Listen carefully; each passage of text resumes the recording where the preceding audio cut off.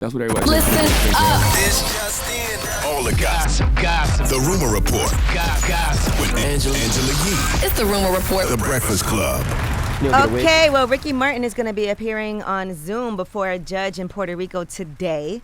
That is after he has denied these accusations that he and his 21-year-old nephew had a romantic or sexual relationship for 7 months. Now, according to Ricky Martin's attorney, Marty Singer, he told the Post that the person who made these claims is struggling with deep mental health challenges. Ricky Martin has, of course, never been and would never be involved in any kind of sexual or romantic relationship with his nephew. But according to the protection order that was entered against Ricky Martin, they're saying that he fears for his safety. And I guess we'll see. And if these claims are proven to be true by any chance, Ricky Martin could face 5 decades in prison, 50 years in prison under Puerto Rico's laws for incest charges. So today, he's in court.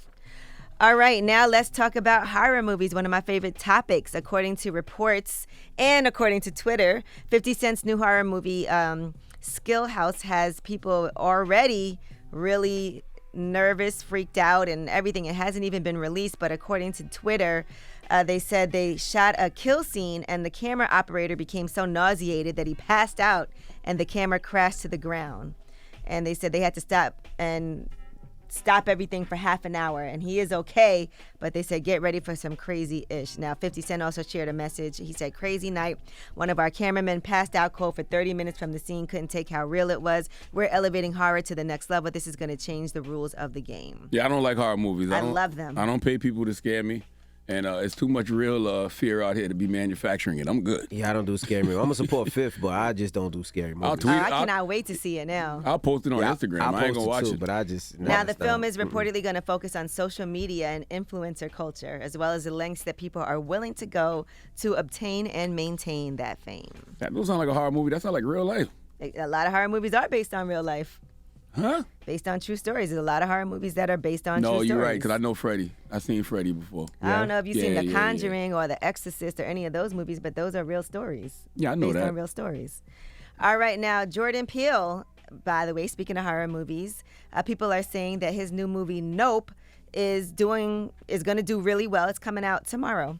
And according to Rotten Tomatoes, the score is just above 80% based on early reviews. And also Get Out and Us, he did those movies as well. So he has a lot of critical acclaim for those. And so somebody compared him to John Carpenter.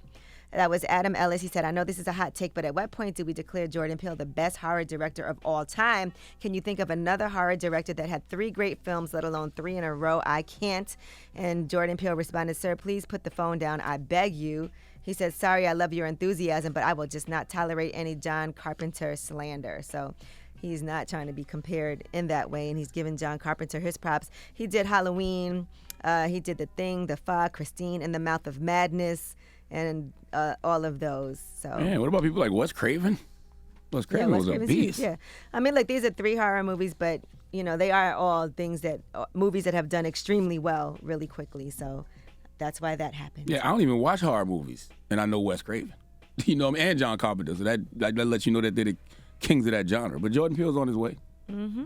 Now, Issa Rae was recently doing interviews because, you know, her show, Rap-ish, is coming on tonight, right? Isn't tonight? I think it's out already. July 21st. Is today the 21st? Yeah, I think it premiered at midnight. Yeah, so that's out tonight. So that's the release date for Rap-ish. It's going to be 8 episodes in total. The first 2 episodes actually come out today, so you can watch that. But she recently did a sit-down interview where she discusses the show, and one of the things she talked about is why she named the show Rap-ish. So you obviously knew when you named the show Rap that this would be a problem. I did it. Yes, I anticipated that it was a tentative title, and then I talked to HBO Legal, like, what can we get away with? Because we had an asterisk in the title, and then we replaced it with an exclamation point, and they were like, it's totally fine. Like, TV Guide can print that. And so then it was like, yes, it's out there, but now it's on billboards and little kids are seeing it. And sorry, parents, but they can read, which is great. Yeah, if your kid can read, that's great. Yeah. Now, she also told Seth Meyers on Late Night with Seth Meyers how she got the idea for the show. What gave you this idea? I am a huge rap fan, and this idea has kind of been gestating for a while. I've always wanted to have something set in the music world, and this is just such an exciting time. Like, there's so many dope female rappers who are out here killing it, and one of my favorite producers, a male, happened to say that all women rap about now is like their vaginas, like it's all the same, all the same. And I was like, that's not fair, because men rap about the same thing all the time. And so that kind of double standard really interested me. All right, in addition to that, she also talked about staying behind the scenes and not having to be in front of the cameras this time. You were only behind the scenes on this show. Yes. Are you thank the super Lord. happy? Oh my God, are you kidding me? I was writing this show while filming season 5 of Insecure. I was tired of being on camera, and I was like, what can I write where I can get out of this city? Because I wrote it during quarantine. I was like, ooh, where do I want to be next? Ooh. If the show gets picked up, Miami. And then it was just like, I just get to be behind the scenes and direct. From not literally direct, but like as a producer, give notes to the amazing cast and contribute to the story. And so it was a lot of fun, and it was a different muscle. Dropping the clues bombs for the big boss, Issa Rae, man. Absolutely. Sounds so dope. Let me say something. That Can't wait to woman, check it out. That woman, I'm telling you, the way she empowers people and puts folks in positions to win is very admirable and should be duplicated by all humans who have the ability to do it. She got Sarita Singleton as the showrunner for Rap. I don't know Sarita, but she used to be a writer on Insecure, so she bossed up, so salute to her. She's got JT and Young Miami as executive producers of the show.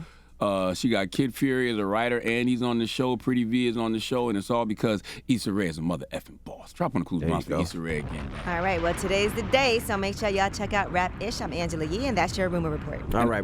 I'll never understand TV's logic with curse words either. Like, what you mean?